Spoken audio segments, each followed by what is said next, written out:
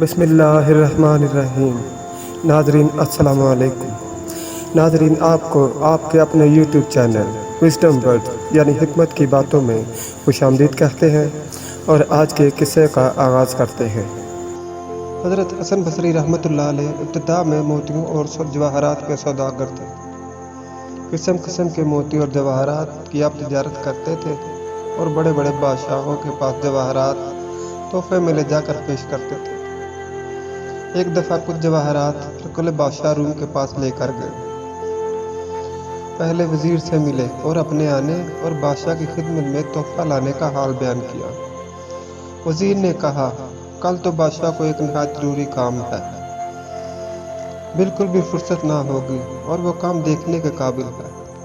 حضرت حسن نے کہا کہ میں ضرور دیکھوں گا۔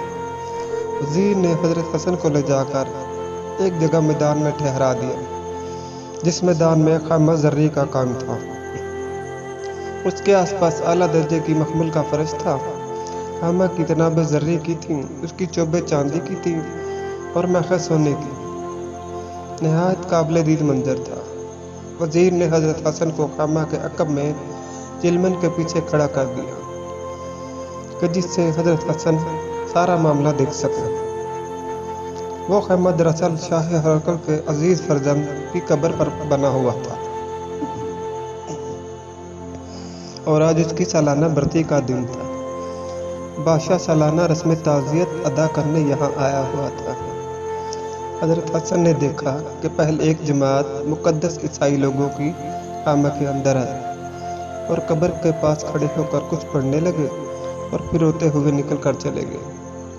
اس کے بعد ایک جماعت طبیبوں کی اور بڑے بڑے ذی عقل لوگوں کی آئی۔ یہ لوگ بھی ننگے سر قبر کے پاس کھڑے روتے رہے اور تھوڑی دیر کے بعد نکل کر چلے گئے۔ ان کے بعد فوج کے افسروں کی جماعت ننگی تلواریں لے کر خیمہ کے اندر آئی۔ وہ بھی قبر کی سلامی اتار کر ناکام واپس چلی گئی۔ فوجی لوگوں کے بعد ایک جھنڈ نوجوان عورتوں کا آیا، جن کے سر کے بال کھلے تھے۔ ان کے ہاتھوں میں سونے کی تھالیاں تھیں جن میں موتی اور جواہرات بھرے ہوئے تھے۔ ان عورتوں نے قبر کا طواف کیا اور بہت سا رو کر یہ بھی خیمہ سے باہر چلی گئی۔ ان سب کے بعد بادشاہ خود خیمہ کے اندر آیا اور قبر کے پاس کھڑا ہو کر کہنے لگا کہ بیٹا، تو مجھے بہت پیارا تھا، مگر افسوس کہ تو مر گیا۔ اگر مجھے یہ معلوم ہو جائے کہ جس نے تیری جان لی ہے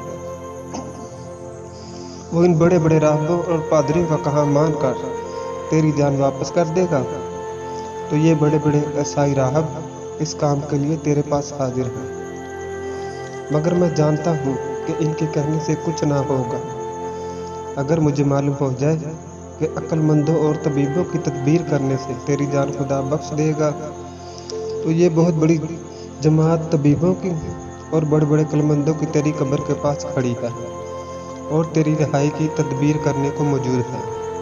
مگر میں جانتا ہوں کہ تجھے ایسے زبردست نے مارا ہے، اس کے سامنے کسی کی تدبیر نہیں چلتی۔ فرزند، اگر مجھے یہ معلوم ہو جائے کہ جس نے تیری جان نکالی ہے وہ کسی بڑی فوج سے ڈر کر تجھے چھوڑ دے گا، تو یہ کثیر فوج اور فوج کے افسر تجھے قید سے چھڑانے کو تیری قبر کے پاس موجود ہیں۔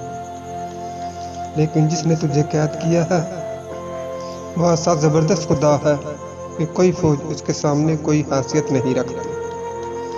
فرزند، اگر مجھے یہ معلوم ہو جائے کہ جس نے تجھے مارا ہے وہ حسین اور خوبصورت عورتوں کا طالب ہے اور حسین عورتیں لے کر تجھے چھوڑ دے گا، تو یہ خوبصورت عورتوں کی جماعت حاضر ہے۔ مگر میں جانتا ہوں کہ نہ وہ حسین عورتوں کا طالب ہے اور نہ مال و جواہر کا خواستگار ہے، اور اب وہ تجھے کسی طرح نہ چھوڑے گا۔ اس لیے اب تجھ سے پھر 1 سال کے لیے میں رخصت ہوتا ہوں۔ یہ کہہ کر بادشاہ خیمہ سے باہر نکل آیا اور سب لوگ قبر کے پاس سے رخصت ہو گئے۔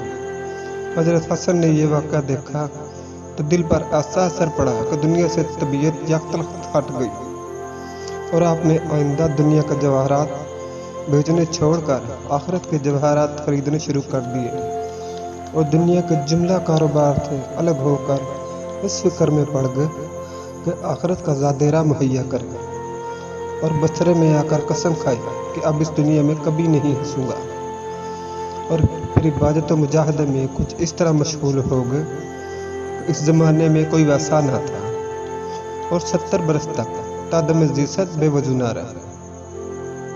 اس کے ساتھ ہی ناظرین ہمیں اجازت دیجیے اور ہمارے چینل کو لائک کیجیے، شیئر کیجیے، سبسکرائب کیجیے اور کمنٹ سیکشن میں اپنی رائے کا اظہار ضرور کیجیے۔ اللہ حافظ۔